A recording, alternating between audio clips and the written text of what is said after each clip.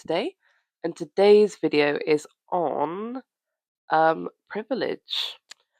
This was something that I was walking home from uni with my mate Nat, shout out Nat, and we were discussing someone that had annoyed us recently, and basically we were sort of talking about how all they do is complain, and people around us never seem to really acknowledge the fact that we are all quite privileged.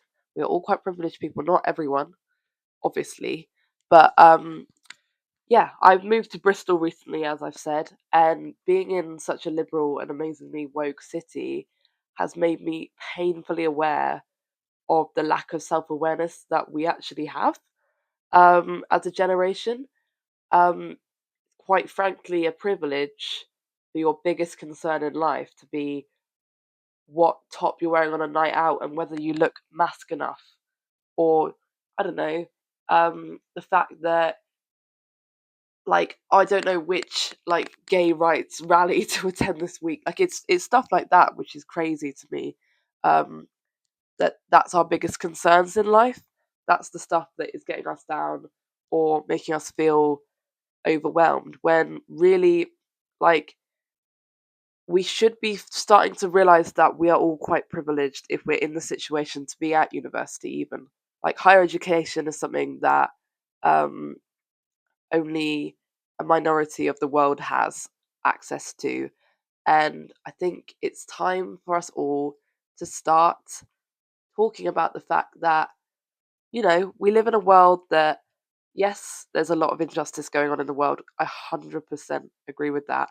But a lot of us aren't facing that much of it.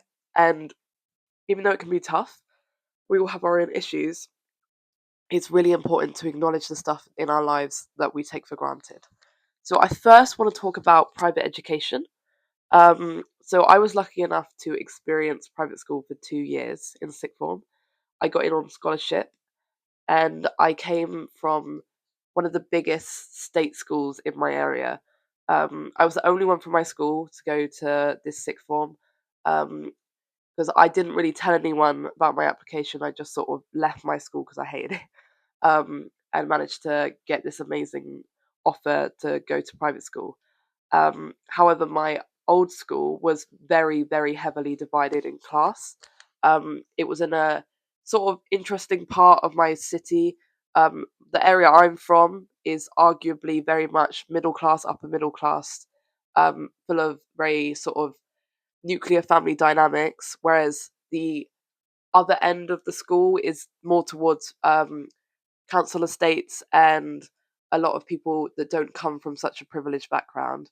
And when I entered this new sort of environment at sixth form, I realized that a lot of the people that are at private school, this is not at all saying that everybody is, but a lot of them are very ignorant around talking to people that don't have the ability to drop 100 quid on a dinner. Like it's all like even I remember right at the start, it was very much easier for me to surround myself with other people in state school, like that come from state schools, because they understood me when I said I wasn't really aware that we had to pay for this school trip, or like little things like that, where you know you do feel that divide. And I think private school and stuff like that leads to a lot of bubbling and a lot of echoing around who you surround yourself with. If you surround yourself with people solely from your class, you're never ever going to see the struggles of the lower class or the working class, and it's not really something that I expected to kind of struggle so much with.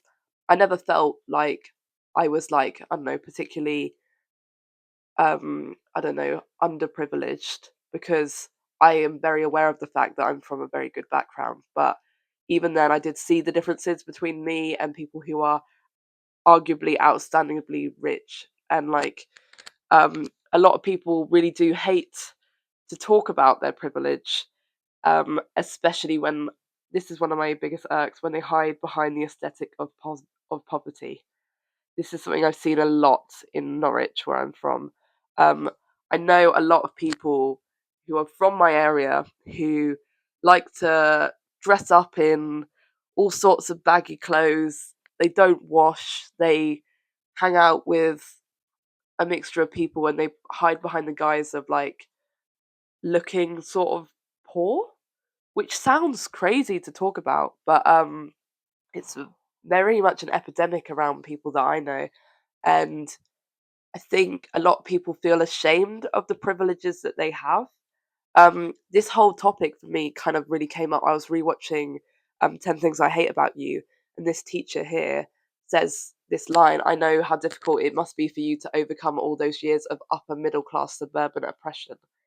Like, Kat Stratford is talking about like how there's not enough niche feminist literature in her course, and it's like we really need to start sitting back and realizing that um, we're not going to get accommodated for by everybody, and there's no sort of shame in acknowledging that you are privileged, and you don't need to hide behind a mask of like, I don't know, thinking that you're not because you surround yourself with people that aren't.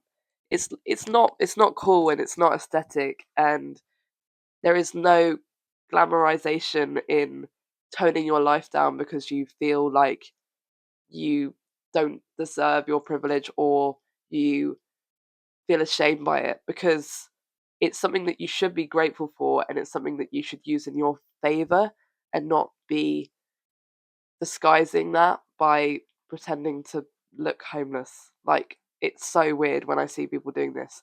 Um, and I kind of, this leads me to my main sort of argument, which is like talking about the current sort of epidemic within like very much our generation, that um like we tend to overemphasize wokeness and um I don't know, like little issues and injustices way more than we do the bigger issues in life. Like, um, what I've written here is like our world is obviously very far from being free from injustice.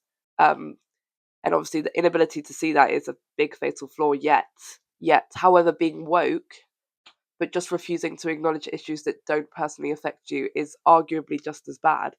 Um, Obviously, like, nobody is perfect, and I'm saying this whole video, and I'm don't want anyone to come on and think, oh well, she didn't do this one thing, she didn't do this one thing, so therefore she's not preaching her own rules. I'm heavily aware of the fact that I will sit on my phone and see something that annoys me and I won't do anything about it, because everyone does that. But um, I do tend to acknowledge that my life is a lot easier than other people's, and I think we need to start kind of compartmentalizing the fact that being too woke is actually just as bad as being too.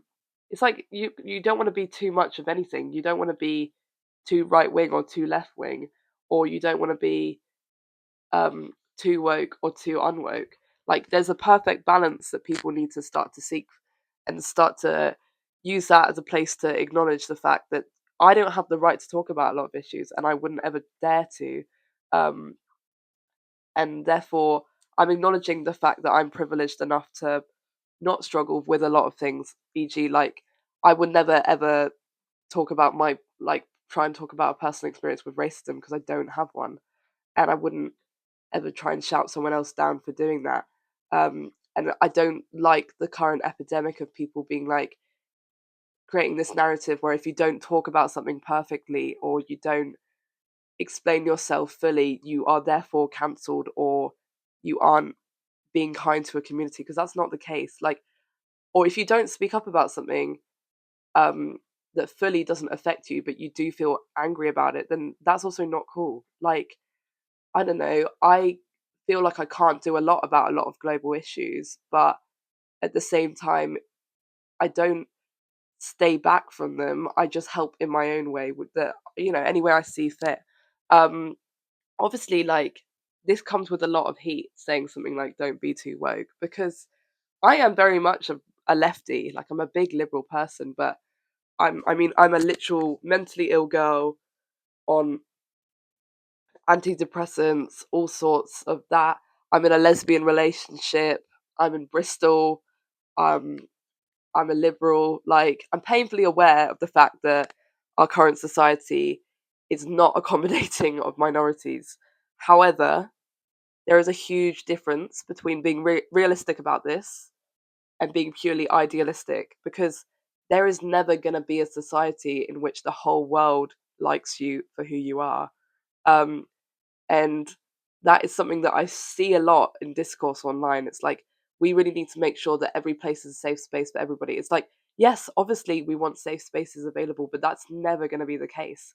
Nowhere ever is going to be fully safe for anyone. And the fact that you don't acknowledge the privilege that you have, that you even can have access to that, is actually really, it really rubs me the wrong way. Um, like, echo chambers are a huge thing that I want to talk about. Um, as hard as it, yeah, as I just said, as hard as it is to accept, not everyone is going to like you, and not everyone is going to be accommodating of your uniqueness. Um, it is a privilege and not a guarantee to get that kind of support.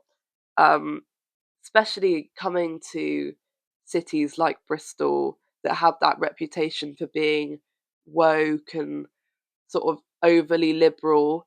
It is true, there is a lot of that happening in these sort of cities where, I don't know, there's been a rise in like um creatives and move people that have moved from like London and stuff. You get a lot of people that won't take any sort of critique on themselves into a point where it isn't healthy. They just surround themselves with an echo chamber of people that agree with them, which is never the case. You kind of need to surround yourself sometimes with people that don't agree with you on stuff, because it's important to be able to face critique and face injustice and know what to do with it, rather than just throw it aside and live with the fact that somebody out there might not like you and you can't, like, do anything about it. Like, yeah, that's true, you can't do anything about it. Like, people need to be more aware of the fact that not everyone in the world is going to coddle you. um like, I fear that it's time that people start fighting real life equalities with actual action. You can't sit there and speak about it online, or sit on your private story and talk about, oh, this is so unfair that this is happening, but not do anything about it. um like, there's ways and possibilities that you can, ways and action that you can do that. I definitely don't do enough, I don't think. But some of the ways that I would do it is, and I have been doing it recently, is journalism. I don't massively speak to everyone I know about my political beliefs, but I write articles for like my uni newspapers if I feel really strongly about something, e.g., like Palestine. I wrote an article about um, one of the films I saw recently that talked about the injustice currently happening in Gaza. And like, I can't do a lot about that, but little things help. And it's better to like try and push to do what you can as a privileged person, rather than just sitting aside and complaining, because the internet is an incredibly negative place. Something that I've grown up and noticed from a very young age is that if you sit and scroll and doom scroll for hours, it feels like everything in your life is unfair. The narrative on TikTok and Instagram is that everyone's out to get you, and no one wants you to be the way that you are. And that's so not true. When you sit in an echo chamber of negativity, you're obviously not going to feel like you're privileged or that you have any agency in life. But that's because you're surrounding yourself with the negativity. Um, like, we need to talk about the fact that it's a massive privilege to live in a country like the United Kingdom. Trust me, I'm not a nationalist. I don't love this country in every way, but it is very reasonably tolerant of sexuality, disability, and neurodivergence. Um, like, I was rewatching Sex Education recently, and it talked about the fact that Nigeria, it's still horribly illegal for you to be gay. 64 countries still have sanctions on sexuality. Just be grateful for the fact that you're in a country that doesn't necessarily hate you all the time for being gay, or doesn't ridicule you for your neurodivergency or disabilities. Like, it's very easy to feel like you're trapped in this negative box, but it's really not the case a lot of the time. You have a lot more agency than a lot of people give themselves credit for. And I think it's really important that you get out of that echo chamber of everybody hates me, everybody doesn't want me to be this way, doesn't want me to be unique. Trust me, we're not living in the 1960s anymore. The world has become quite progressive, and you need to start like making sure that you know you you take like a second to be grateful for that, because it's so easy to just think that nobody wants you to be the way that you are. Um, and yeah, like as I've said, it's like you need to practice action rather than speaking about it on to your friends. Or I don't know. I hate when people sit on a private story and go, I feel really annoyed about the fact that I don't have this and this and this. And it's like, okay, if you feel really annoyed about that, do it yourself. Get out there and do something about it, because no one's going to do it for you. Like people are so used to being coddled in this generation, and it's not realistic. Um, and I want to stress again that I'm not doing this constantly myself. I do not always sit on the things I say. And but yeah, if I do feel really strongly about something, I will either speak up about it to people that have offended me, or I will take part in action in the ways that I can. I don't give all my money to charity, and I don't constantly write political statements or attend rallies. I definitely am not that person, but what I can do, I try to do, and I think that is something that you need to do more of in life. Not everybody. Some people are amazing at this. I think my girlfriend's way better at this than I am, but still, I think like I was talking to someone about this the other day, as I said, and it just really made me think that people are getting so comfortable with saying a lot of negative things about their life that realistically are not that big a deal, and realistically don't actually affect them in the way that they make them out to be. And they don't take that time to really sit there and go, you know what, I'm grateful for this part of my life. And I'm grateful for my friends, and I'm grateful for the connections that I have. Or I'm grateful that I live in a nice accommodation in Bristol. Like, this city is remarkably tolerant of a lot of things, and you have a lot of opportunity when you're a young person. And I think we really need to stop this whole discourse around the fact that everyone is out to get a teenager that has, I don't know, issues. It's just annoying. It's just annoying because it isn't true. And it's horrible when all you're surrounded by is other people that are negative all the time. Because I don't think that is ever a productive way to be. Um, so I think 2026 is the year that we need to start being grateful for what we have instead of complaining about the things that we don't have.